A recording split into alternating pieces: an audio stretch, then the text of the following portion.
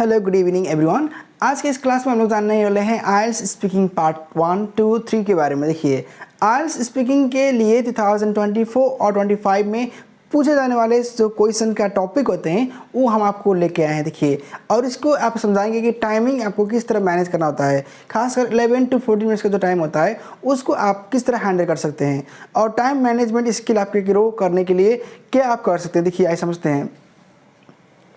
Speaking module of IELTS. IELTS speaking topics to learn for 2024 and 2025 में देखिए common topics जो होते हैं, वन होता है ट्रैवल एंड हॉलीडेज़। अगर आपको कहीं जा रहे हैं ट्रैकिंग में या ट्रैवलिंग में, टूर जा रहे हो, जर्नी है आपका, तो उसमें आपका क्वेश्चन पूछ सकता है पार्ट 1 और पार्ट 2 में। फ्रेंड्स के बारे में पूछ सकता है, आप किसको पसंद करते हैं। और देखिए टेक्नोलॉजी, स्पोर्ट्स एंड गेम्स के बारे में भी आपको पूछा जा सकता है। इसमें आपको होता है, देखिए फूड स्पोर्ट्स अगर पूछा जाएगा तो आपको अपना कंट्री का नेशनल गेम क्या है वो आपको याद रखिए पड़ेगा, और food and drinks, education, leisure activities याद रखिएगा, और वेदर एंड क्लाइमेट। देखिए वेदर होता है शॉर्ट टर्म और होता है क्लाइमेट जो लॉन्ग टर्म होता है, यानी कि क्लाइमेट का ड्यूरेशन जो लॉन्ग होता है, सप्ताह 1 वीक के लिए, 1 मंथ के लिए होता है, और वेदर हो गया शॉर्ट ड्यूरेशन के लिए।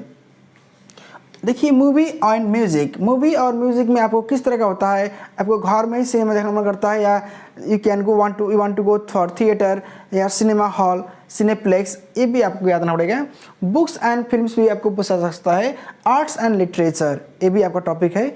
और एनवायरनमेंट, स्पेस, स्टार्स, प्लैनेट्स के बारे में भी आपको क्वेश्चन पूछा जा सकता है, हमेशा याद रखिएगा।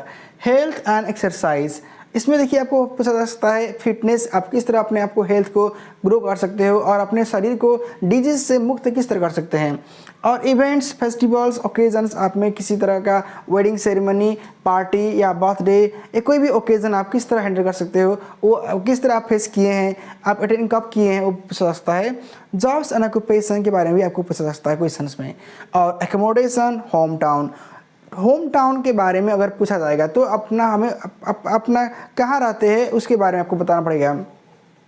शॉपिंग, अगर बात किया जाए देखिए शॉपिंग के बारे में, तो आपको कहना पड़ेगा कि शॉपिंग आपको इंडोर आ सकता है या ऑनलाइन, यानी कि अगर आप शॉप में जाके शॉपिंग करना चाहते हैं या ऑनलाइन कुछ ऑर्डर करना चाहते हैं, इसको हमेशा याद रखिएगा। और दूसरा होता है शॉपिंग मॉल और open air market, food part market, ये भी याद रखिएगा। ट्रांसपोर्टेशन एंड रोड एक्सेसिबिलिटी, ये आपका क्वेश्चन पूछा सकता है। और इसमें प्राइवेट व्हीकल और पब्लिक ट्रांसपोर्ट, आपको किस तरह का व्हीकल में चढ़ना और यात्रा करना आ सकता है वो पूछा सकता है। हमेशा देखिए याद रखिएगा कि स्पीकिंग पार्ट में 1, 2 और 3 रहता है पार्ट्स। पार्ट 1 में आपको टाइम रहता है देखिए 4 to 5 मिनट्स। इसमें जनरली आपको 6 to 8 क्वेश्चन पूछा सकता है। एग्जामिनर आपको क्वेश्चन पूछेंगे और आपको आंसर देना पड़ता है। इसका आंसर का देखिए टेक्निक होता है कि आपको लाइक्स, डिसलाइक्स और हॉबी, आपको पसंद क्या है, इसको बोलते हैं सेल्फ आइडेंटिटी। आपको मतलब अपना देना परिचय। इसमें 1 सेंटेंस या 2 सेंटेंस आप बात कर सकते हैं, और इसमें कुछ अगर आपको अजीब लगे, कुछ समझ में ना आए तो आप पूछ सकते हैं, रिक्वेस्ट कर सकते हैं, pardon me sir, I am sorry sir, I am not catching you, इस तरह बोल सकते हैं। पार्ट 2 में अगर जाएंगे देखिए इसमें होता है 3 to 4 minutes. 1 minute is given for your note preparation and 1 to 2 minute you have to speak and elaborate, and then the last 1 minute is for follow up for part 3। Part 2 में आपको बस अकेला ही बोलना पड़ता है और टॉपिक को explain करना पड़ता है। इसमें याद रखिएगा कि आपके पास टाइम घड़ी देखने नहीं होता है, तो टाइमर होता है एग्जामिनर के पास में, वो टाइम देखते हैं और आपको इशारा करते हैं। पार्ट 2 में आपको जो क्वेश्चन पूछा जाएगा उसमें ही होकर आपको पार्ट 3 में आएगा, यानी कि पार्ट 2 में क्या ही थीम उसमें पार्ट 3 में आ सकता है, उसमें आपको क्वेश्चन का आंसर होगा लेंदी, यानी कि इसमें देखिए 4 to 5 मिनट टाइम होगा इसमें, और इसमें 4 to 6 क्वेश्चन पूछा जाएगा।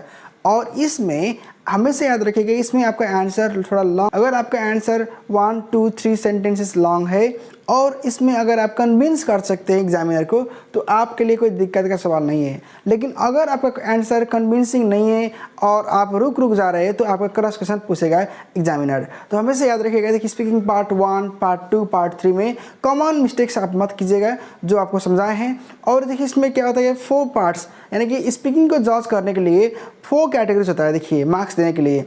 एक होता है फ्लुएंसी एंड कोहेरेंस, यानी कि फ्लुएंसी, एक ही फ्लुएंसी में अगर आप फ्लो में बात करेंगे तो आपको समझ में आएगा कि आपका बात जो है वो आपका जो होता है एग्जामिनर वो अच्छे से समझ पाएंगे। उसी से देखिए दूसरा होता है कोहेरेंस, यानी कि क्लियरेंस, ऑर्डर में अगर आप आंसर देंगे तो उसका भी आपको अच्छा फल मिलेगा। और सेकेंड होता है देखिए लेक्सिकल रिसोर्स यानी कि वोकैबुलरी। आपको सेंटेंस को अच्छा से ग्रो करना होता है और इसमें अगर आपका आंसर अच्छा से आप जा रहे हो और कन्विंसिंग आपका हो रहा है, कॉम्प्लेक्स सेंटेंस आप बात कर रहे हैं तो कंजंक्शंस को आप यूज़ कीजिएगा ताकि आपका मार्क्स अच्छा आए। और देखिए आपका पार्ट इसकी में 3 में होता है कि ग्रामेटिकल रेंज एंड एक्यूरेसी। अगर आप ग्रामर प्रेजेंट पास्ट फ्यूचर में अच्छे से बात कर रहे हो तो आपका मार्क्स भी अच्छा आएगा। और लास्ट में होता है देखिए प्रोनाउंसिएशन। प्रोनाउंसिएशन में आपको हमेशा याद रखना पड़ेगा कि राइट वर्ड का राइट प्रोनाउंसिएशन आप कीजिएगा तो मार्क्स आपका अच्छा आएगा। देखिए स्पीकिंग कोई मुश्किल वाला चीज़ नहीं, लेकिन अगर आप 2 चीज़ कॉन्फिडेंस और कन्विंसिंग यानी कि कम्युनिकेशन स्किल। देखिए इंग्लिश का टेस्ट क्यों होता है कि अगर बच्चे बाहर जा रहे हो पढ़ने के लिए या कोई भी इंसान जा रहे काम करने के लिए तो बाहर के देश में इंग्लिश में आप कम्युनिकेट किस तरह कर सकते हैं, अब अपने आप को कॉन्फिडेंस किस तरह कर सकते हैं, वही होता है देखिए टेस्ट। एक एंट्रेंस एग्ज़ाम होता है तो हमेशा याद रखिएगा। देखिए ये बड़ा एक टेस्ट नहीं है, लेकिन हाँ बड़ा टेस्ट है। अगर आप संभाल के नहीं करेंगे, मेहनत नहीं करेंगे तो आपके लिए मुश्किल है। तो देखिए अगर आपको आइल्स ज्वाइन करना है, आइल्स के लिए आप पढ़ रहे हो तो हमेशा याद रखिए देखिए IELTS speaking is very important, provide you better communication skill and better score also.